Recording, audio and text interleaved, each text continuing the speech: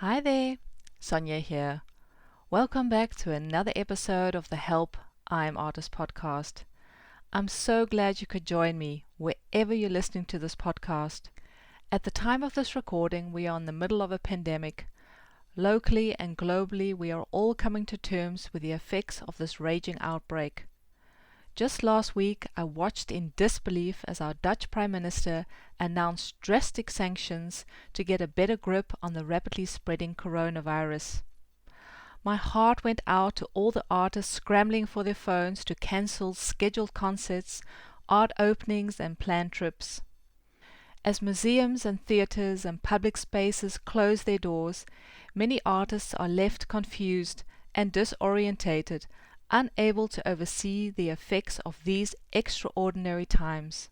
When a Dutch comedian was asked about the effects these restrictions would have on his art business, he confidently replied, "I'm not afraid of going bankrupt," he said.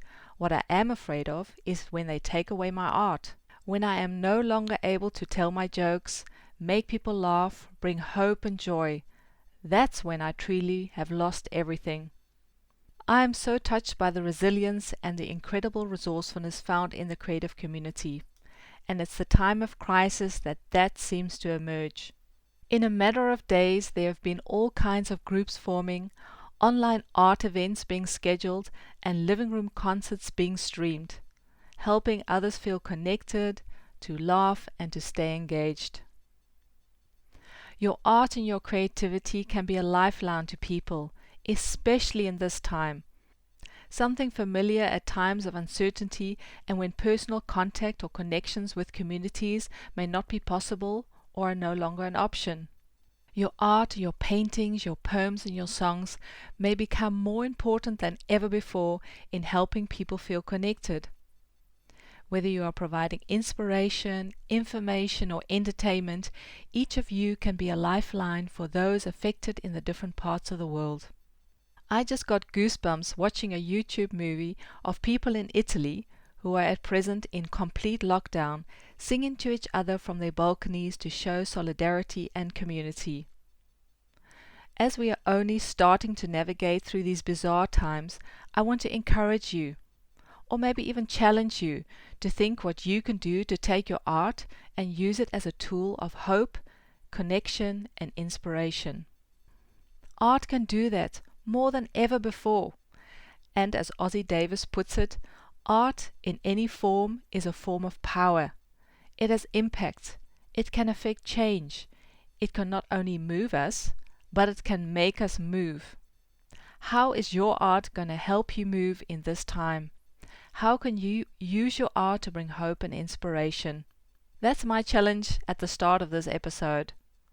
This is why I make the Help I'm Artist podcast, to inspire artists and makers and creators to pick up their brushes to paint that painting, to pick up their pens and to write that poem, or sometimes you need to even pick up the pieces after a season of disappointment and create.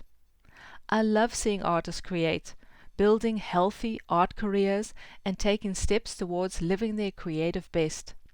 And this podcast is there to help artists get more clear and confident about their art. As artists, so much about what we do comes from within us. How we feel and what we think will literally determine our steps, and that's why I focus so much on the mindset behind good art. In order to grow in your art and actually earn a living from your creativity, we need to not only develop artistic skills, but we need to adopt a healthy business mindset. Yes, you heard me right. As an artist, we need to realize that we are in business. It's not just about going into your studio or your workplace to make your art, but there's an audience out there waiting for it, and you need to find ways to connect with your art audience. How do we do this though? How do we reach our potential art audience, and what tools can we use to communicate this? The Help I'm Artist podcast is here to help you on your journey, whether you're just starting out or you've been a working artist for a while, or maybe you're still secretly thinking about pursuing some form of creativity. Then I hope that this episode will inspire you to follow your creative passions and start to take your next steps. This episode is part of a series of podcasts where I look at why some artists just seem to be more successful. What are these artists getting right? Are there universal, reoccurring factors that we can embrace and apply to our own art life? So stay tuned, or even better, subscribe to this podcast so that you will get a notification when the next episode is going live, so you don't have to miss any of these valuable insights. This episode comes with a valuable resource that you can download from my website. In this resource, I highlight some of these success factors, and it includes a worksheet so that you can find out what you need to do to grow in your art and your art career. You can go to www.sonjasmallhere.com/free resource. In the previous episode, we had a look at how we needed to commit. We needed to make a choice, to really make a stand and say you're going to take your art and your creativity seriously. Making your choice that your creativity is important and that what you have to say and express matters. And then get to work. I also looked at 8 things that cause artists to resist creative growth. If we dare to face them, these resistances, then we'll find new freedom and depth of expression. If you want to find out what these 8 things are, then have a listen to my previous episode. That's episode number 27. To give this episode some context, we first need to define what success looks like for you. Success looks different to each of us, depending on the phase that you are in your life, or what's important to you, what your values and your goals are. Take some time this week and sit down and write what artistic success looks like for you. Is it the process of creation, or the joy of finishing a work, or the reactions of somebody when they encounter your art, or the freedom that you have to do what you love and get paid for it? These are all different success factors. What is success to you? What does it look like? Because success looks so differently to all of us, it's good to know why you are doing what you're doing and what motivates you. As an artist and an art coach, art for me is all about connection. Art gives me a framework in which I can meet, converse, and relate to creative minds and hearts. Art is all about stories and connection. A universal story told by people across different cultures, beliefs, and time that we can relate to. My podcasts and coaching and courses for me are here to facilitate this connection. I get so excited and inspired if I get to hear how an episode has helped an artist, or how a seminar has given someone tools to grow their business. This drives me and motivates me. I'm curious, what drives you and motivates you, and to what end? Now that you know that I love connecting, I would love for you to share some thoughts about what success looks like to you. Please DM me on Instagram @SonjaSmallHere and share your success.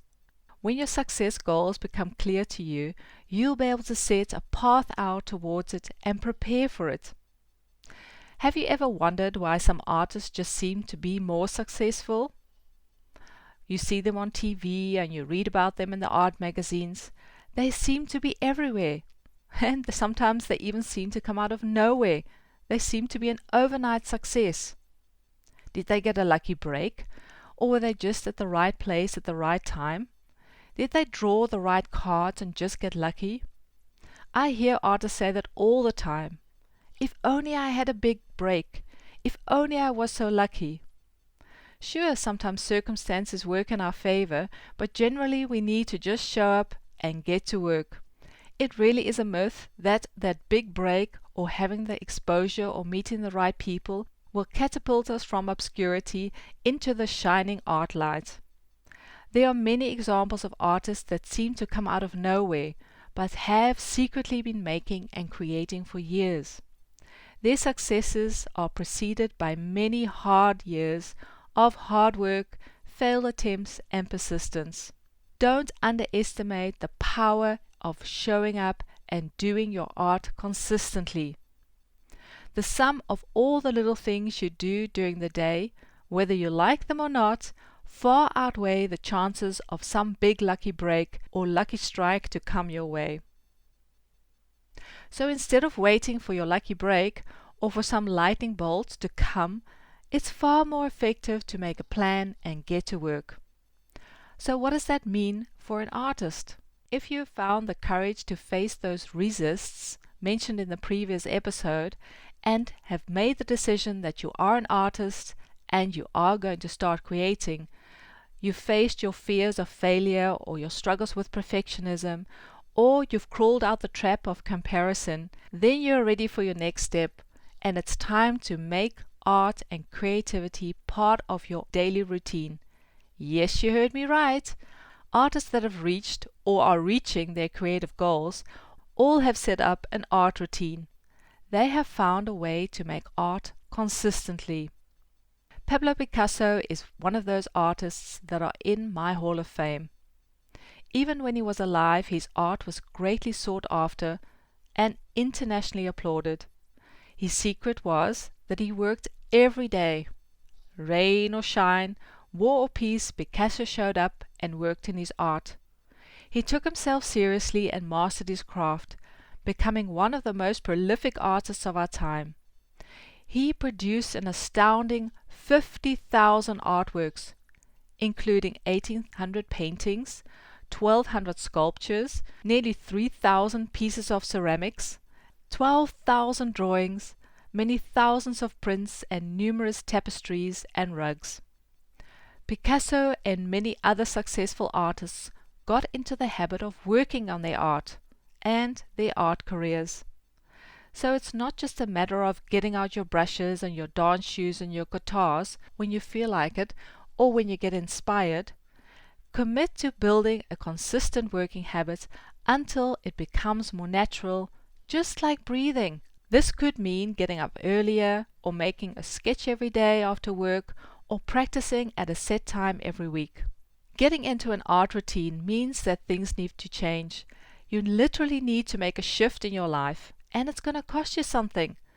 And as humans, we do not like change. Have you ever wondered why we have such an inherent resistance to change?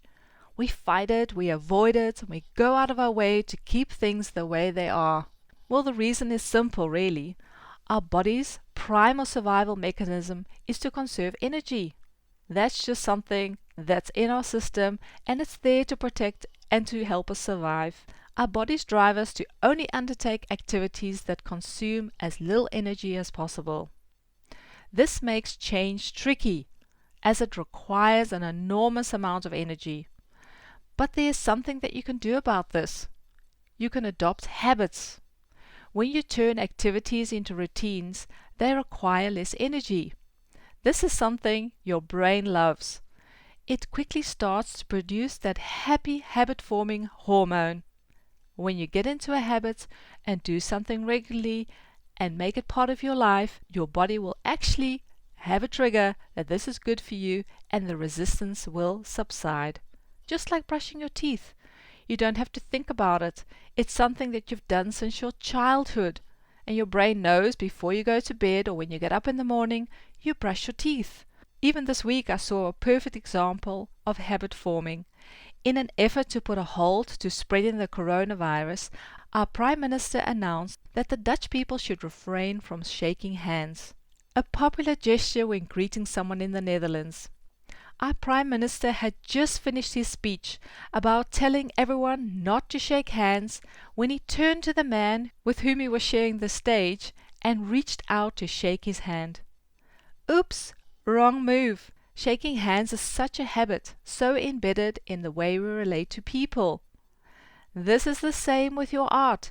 If you practice and make it part of your life, make it a routine, it's going to be something that will come quite naturally. Successful artists adopt a consistent work routine. They don't sit around and wait for inspiration to come. They get up, go to work, and create. When you have decided that your art is important and that what you have to say is meaningful, then it's time to adopt healthy new artist habits. So how do you do this? I'll go through the 5 P's which are essential if you're wanting to set up an art routine. The first is permission. Just the other day I was talking to an artist friend. She shared how she was really struggling to give herself permission to take time to create. Maybe you can relate. If you've decided that art is important for you and you want to embrace the working artist life, then you need to allocate time to do this. Many artists struggle in this area. They feel guilty when they're busy with their art because they should be doing something more meaningful for others. And isn't it selfish to spend all the time in your studio or do something useful for humanity? It is time to give yourself permission to make your art. Making art and growing in your craft will take time. It's a time-consuming process, but if you keep at it consistently, you will see results. How much time can you allocate per day, or per week, or per month to make your art? Write this down in your planner or on your calendar. Let your family members and your friends know that you are not available at these times for those endless cups of coffee. When you allocate your time, use them to make your art. Or, if your budget allows it, is there space in your budget to maybe work a few hours less if you still have a day job that you can set aside for your art? Give yourself permission to create and set time apart. Number 2 is planning. Honestly, I've never been a fan of routine. I wanted to do something when I felt like it. And I get that. Sometimes you need to be in the mood to do something. But if you seriously want to pursue a career as a working artist, you can't just work when you feel like it. You need to make a plan and pour your artist life into some kind of structure. And I see for myself, when I started adopting a routine, I became far more effective in the things that I was doing. A goal without a plan is just a wish. Don't just wish for that art life, but make a plan and follow those goals. It's something that you can practice. I can attest to this, and you can get better at it over time. If you wanted to turn your art dreams into reality, you need that plan. And if you have trouble in this area, ask someone for help. This is important. It helps to have those cheerleaders, those people around you that can cheer you on in your creative process. Someone that can just check in with you maybe once a month or once a week and just saying, hey, and I just see your art, or how you're doing. Have you had time for your creativity? I know these conversations will inspire you. It's hard because you're out there alone very often with your art, and you need those cheerleaders. Another tip is to print out a planner, which you can take from Google, for the next 3 months and mark out loud and clear, where you can see it in highlights or nice colors, when you are going to spend time with your art. Highlight all the special holidays and the special celebrations or other things you need to consider. You need to look ahead, which will help you keep focus and anticipate what lies ahead. Don't just be someone who works for that day, but have your eye on the horizon so that you don't have to rush out when Thanksgiving occurs and rush those orders, or that you don't have enough stock when your online shop opens for Christmas. Once you've determined when you're going to spend time in your workplace, set a notification on your phone as a reminder that you have a date with yourself and head into your studio or go over to your workspace. Making my podcast and writing my resources and courses take a lot of time I love to spend. I find that I write the best early in the morning, so I've set up a routine where I get up at 5 a.m. so I can have some quiet time and write till about 7. When I first started this, it was a real struggle. My bed was just too comfortable and warm. But I was determined and bought a large year planner which I stuck above my desk. Every time that I would get up at 5 a.m., I would put a big red cross on that date. Soon it became a real sport not to break the colorful chain of red X's that filled my calendar. Now, many months later, it cost me no extra energy or effort to wake up. I wake up by myself and I spend these special hours writing my resources. It's become a habit. What can you do to make a healthy art habit? Do you need to get up early in the morning? Or plan a weekend a month? Organize a babysitter so you can have time allocated for your creativity? Whatever it is, determine that you are going to give yourself this gift. Remember, there are forces resisting you and keeping you from creating. Take a listen to episode 27, where I highlight these artist resists that will try and keep you away and distracted. Don't fall into that trap. Find a way to get going and be creative. Number 3 is all about finding the right place for your creativity. Artists tell me, but I don't have a studio. Now, having a studio is not the rite of passage to make your art. You don't need a studio in order to get started. It can be something that you can strive to. Just a quick little story about Tonke Dracht. She's a Dutch writer of some inspiring books and stories for young people. She grew up in Jakarta, Indonesia, and as a child in the Second World War, she was restricted to a war camp. Tonke was incredibly resourceful and could be found making illustrations on little scraps of paper she found in the camp, as there were no books or games for the children in the camp. Her parents moved to the Netherlands, where she became an art teacher. She had some trouble keeping order in her class, but used her skills of storytelling to keep her class spellbound with stories and imaginary tales. It were these times of storytelling in her class where she developed the storyline for her epic book, The Letter to the King. This award-winning book has been filmed and is just about to be released on Netflix. If you get a chance to see it, I can highly recommend it. Tonke was resourceful. She used all that she had. I'm so glad she didn't just say, well, I don't have anything, I don't have a studio, or I don't have a desk to write on. Her limitations didn't keep her from writing and drawing. Maybe you don't have a studio yet, but is there a place or a desk in your home that you can allocate to make your art? I even know artists that have allocated a shoebox where they keep all their art supplies, and it's a sacred box which they call their studio.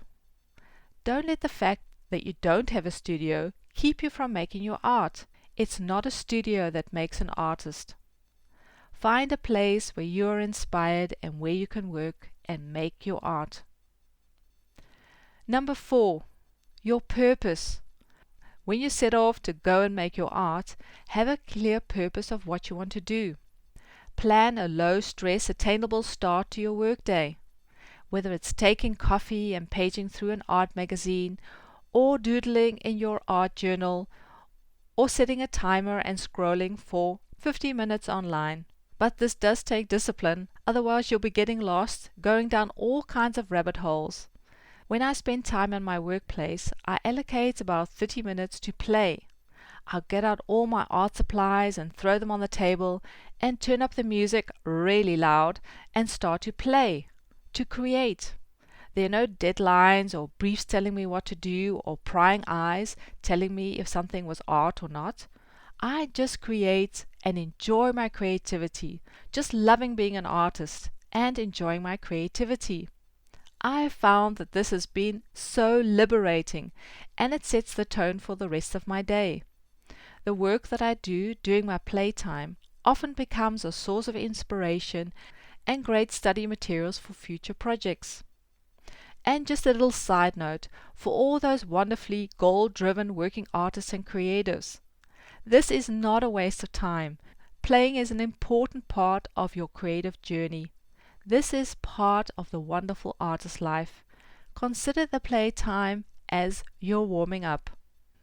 Not only will you be busy making your art, but there's all kinds of admin and social media posting and photographing your work and connecting with your art audience that requires your attention. That is, if you're wanting to grow your art business.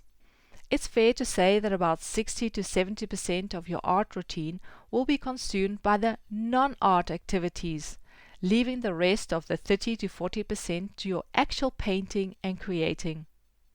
As an artist, this can be super frustrating, but it is my experience if you know this and embrace it and plan it into your day, then that 60-70% of admin, social media posting, photographing your work, archiving your work, and communicating with potential art buyers will become second nature. but the more you fight it, the harder it's going to be. You need to do your admin. You need to do the social media posting and corresponding with your audience. You're not just making your art for yourself. You want to get it out there. Plan this into your routine. If you do really well, who knows, in the future you can outsource this as part of your art business so that you'll have more time to make your art. It's really handy when you break your day into segments. Allocate set times to read your emails so that you're not finding yourself behind your laptop throughout the whole day. I have a morning and an afternoon slot when I look at my emails. I've turned off all my notifications and even hide my phone when I'm creating. This helps me to stay focused and stay in my flow. I also allocate a set time in which I'm active on social media platforms. I do this twice a day. I sometimes do need to set my alarm and close my laptop when my time is up. It's also very helpful when you're about to take a break for lunch, or when you leave for the day, to have something ready to start off when you return. Being clear about what you're going to be doing will help you and will motivate you in these moments of transition. So what is your goal? What is your goal when you're going into your studio? Are you working on a project, or do you have an exhibition coming up, or do you have a commission you need to be working on? It really helps to write down your long-term goals. This really motivates. Or make a Pinterest board, for example, illustrating your art goals. Having clear goals will allow you to fuel your workday and gives you that extra energy and efficiency when you come into your creative space, and you'll see yourself growing and developing. Or get out some foam core and pin up images and words that inspire you. Hang it on your wall in your studio, or put it on your table when you're ready to work. When I interview artists on my podcast, I'm always curious about their art routine. I have found that there's no right way or a perfect formula. Find a way that works for you. Find a routine that suits your personality. And the fifth P is persistence. Building up and maintaining an art routine takes time and persistence. There are thousands of things calling for your attention. But get clear about what you're doing and why you're making it, and keep those goals at hand. Remember, an art routine is just not something you want to do for a week, or for a month, or for a year. It's something that you're investing in for the rest of your art life. Also, it helps people see that you're an artist and taking yourself seriously, that you're going to work. Being an artist is a job. Being an artist is running a business. So when you have a routine, you are saying you take yourself seriously, and you show other people that you're serious about your creativity. The best time to start a new painting or a project or a song is the minute you finish your last one. I've seen that for myself. Don't think after you've finished a long project, now I need a break. Already have something in your mind that you're going to do next to keep the momentum going. An object moving is far easier to maneuver than a stationary one. In other words, just keep the momentum going. Even if you just need to slow down, try and keep the momentum going. So there you have it, the 5 P's when it comes to an artist routine. In the resource that I mentioned at the beginning of the episode, I have a worksheet for you to download. Here you will find many more actionable tips and inspiration to set up your art routine. www.sonjasmallhere.com/free resource and get your copy. You are an artist. Your art needs to be made. It's time to get up and make it. It's so worth it. There are people out there waiting for your art. And as F.M. Alexander once put it, people don't decide their futures. They decide their habits. And their habits decide their future. If you make a healthy, good art habit, it's going to steer you towards that art dream, towards that artist life that you're dreaming of and aspiring for. I hope this episode has been helpful. Any feedback is welcome. Just DM me on Instagram @SonjaSmallHere. Stay safe wherever you are in the world, and next week I'll be back with another episode of the Help I'm Artist podcast. See you then. Bye for now.